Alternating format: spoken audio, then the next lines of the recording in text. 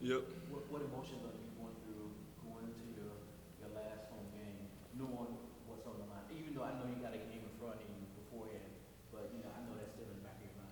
Yeah, just coming in, knowing March 5th versus #1 team in the country, gonna be the last home game. It's a very exciting feeling. It's gonna be a bittersweet feeling because it is gonna be my last game as a Tiger in a FedEx Forum. So it's gonna be a lot of emotions, but I already had my senior night, so I'm not gonna have a senior night coming up because I've already done that.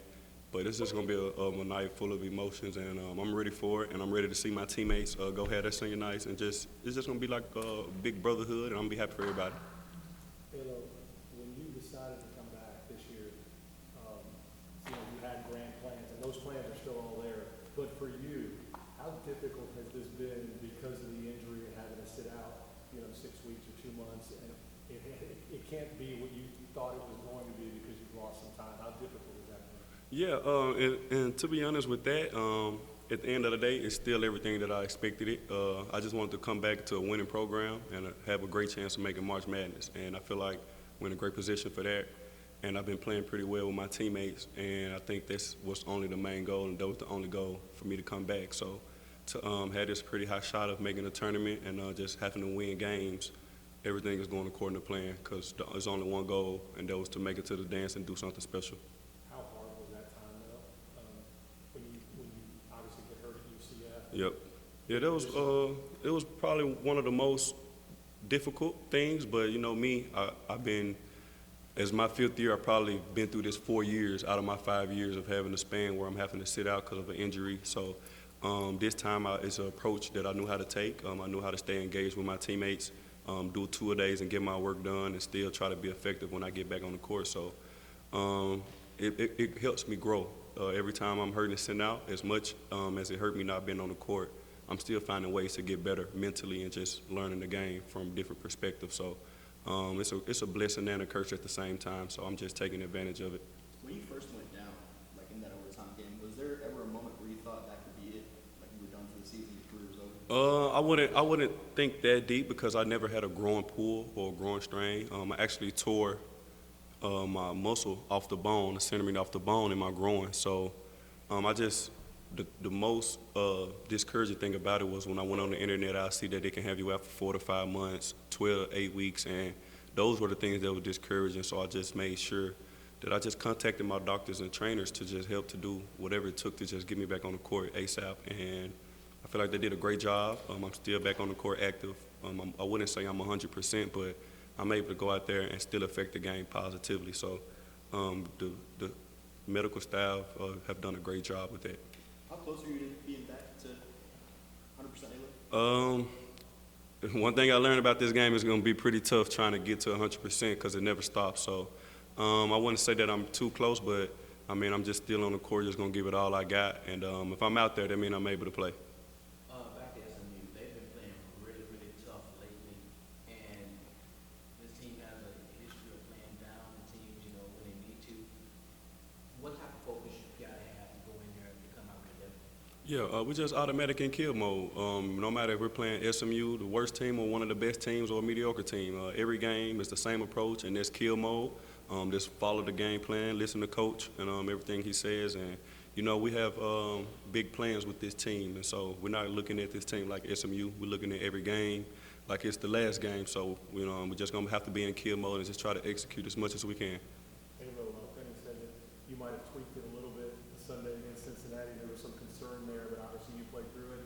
If you were giving it a percentage, 50, 60, 80, hopefully 95, where would you be right now, and how much did Sunday scare you a little bit? It's hard to give myself a percent because I might feel a certain way right now, but tomorrow I might wake up feeling a different way. So it's pretty tough to scale that. But I would say over 70, but I wouldn't say over 80. You know what I mean? So somewhere within that range. And like I said, the trainers are some of the best trainers in the country. So they'll get me up with my percent, and coach does a great job with my minute restriction. I'm not playing too many minutes, so we already kind of have a game plan with that. And I'm pretty encouraged right now because we're gonna have a couple of days for me to get right and just try to finish the season strong. I know you have SMU Thursday, but we won't be able to talk to you before Sunday. This opportunity, obviously you weren't there when you guys came close in Houston a week or so back, but what would it mean? I mean, you were there last year when you guys had a great game against them. Last game was, how much are you looking forward to this opportunity against the #1 team in the country leading into March and the tournaments to come? Yeah, this game marked on my calendar. This is going to be the biggest game of the year, probably one of the biggest games of my careers. This is the #1 team in the country. This probably my first time playing against the #1 team in the country at home. So it's marked on my calendar. I didn't play so well against them from my standpoint the first time, but we had a good game, a good second half as a team. So I just want to, approach the game differently, play better to help my teammates and just come out and give it my all. This is a special game for the city, and, we're going to listen to coach, and hopefully, everything goes according to plan. I'm going to go back to Cincinnati for 1 second.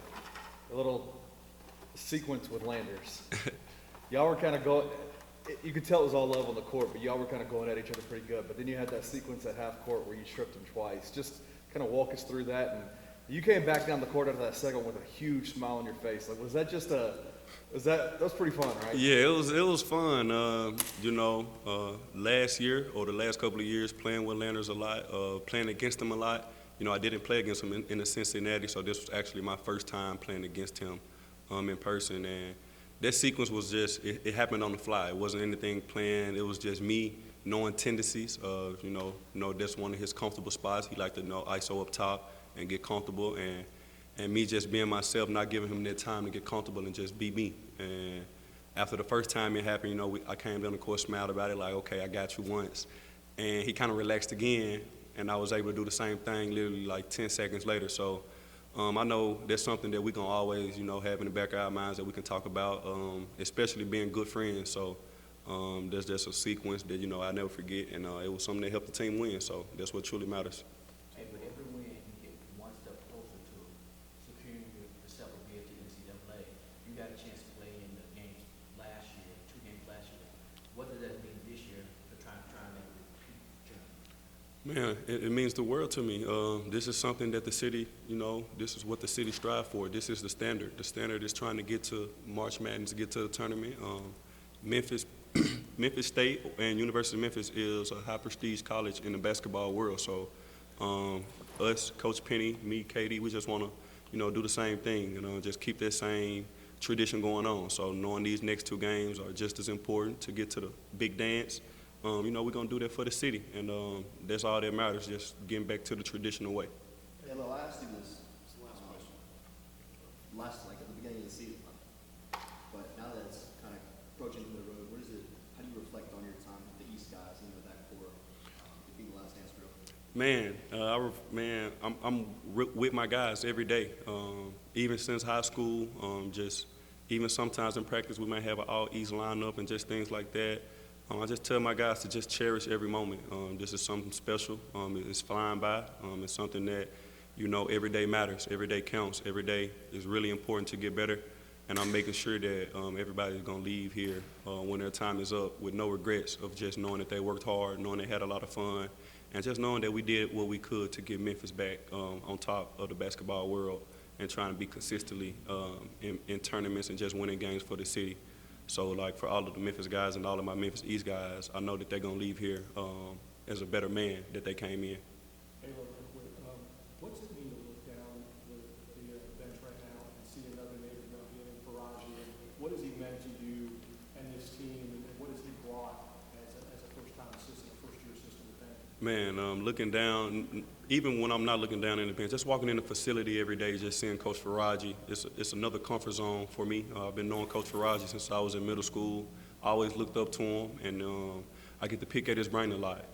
He's a man of God, a great man, great discipline, great basketball guy. He's like a trick of all trades, man. He does everything well.